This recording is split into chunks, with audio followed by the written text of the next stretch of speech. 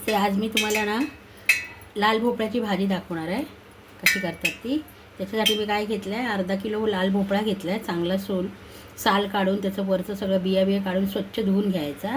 त्याच्यासाठी मी एक कांदा घेतला, कढीपत्ता घेतला आहे, ओली मिरची, ठेचलेला लसूण, जिरं, मोहरी, हिंग, हळद आणि खोबरं वरून टाकायला. आणि थोडं खोबरेल तेल पण घ्यायचं आणि गोडं तेल पण घ्यायचं. ओके ना, मी थोडं गोडं तेल टाकलं आहे. आता थोडं खोबरेल तेल टाकते. आता याच्यामध्ये आपण ना राई टाकूया,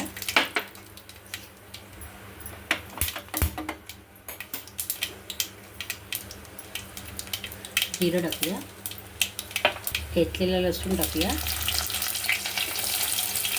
मिरच्या जरा जास्त का घेतल्या माहिती आहे, कारण ना मिरची तिखटपणा, मिरची ना कमी घातली ना तर गोडूच असते ना भाजीची. म्हणजे जरा तिखट होण्यासाठी पण मिरची जरा जास्त घालायची.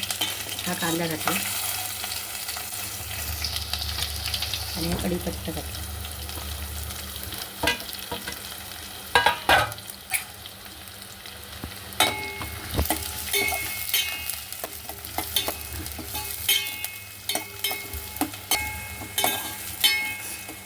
थोडासा लावला पाहिजे कांदा, लसूण जरा चांगलं.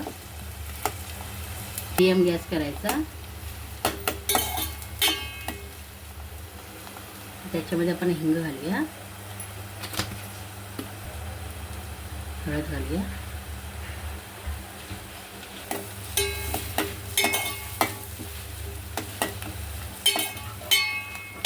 त्यामध्ये ना भोपळ्याच्या फोडी घालूया. जरा मोठा करायचा.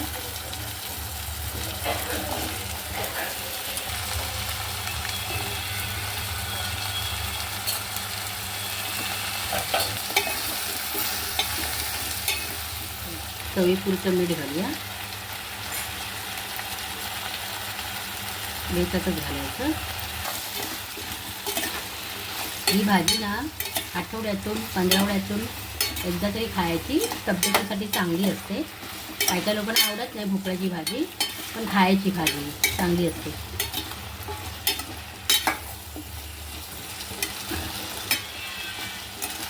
पाणी घालूया.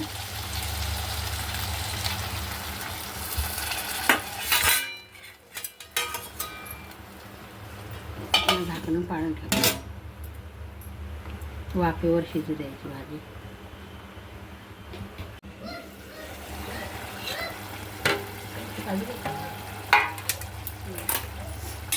आता आपण झाकणावर पाणी नाही ठेवायचं. आता नुसती शिजायला द्यायची भाजी, नाही तर जास्त गिजगिजीत होईल ती. जसं पोळी दिसल्या पाहिजे जरा.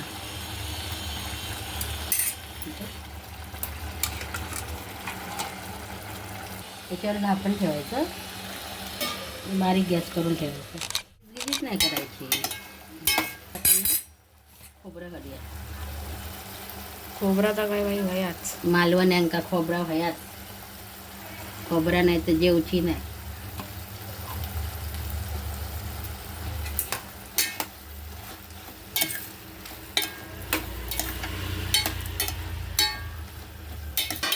लाल भोपळ्याची भाजी झाली आहे. त्याच्यावर आपण ना कोथिंबीर टाकूया आणि गॅस बंद करूया. ती भोपळ्याची भाजी आता तयार झाली आहे. आता ही भोपळ्याची भाजी तयार झाली आहे. माझी रेसिपी आवडली, लाईक करा, शेअर करा आणि सबस्क्राईब करा.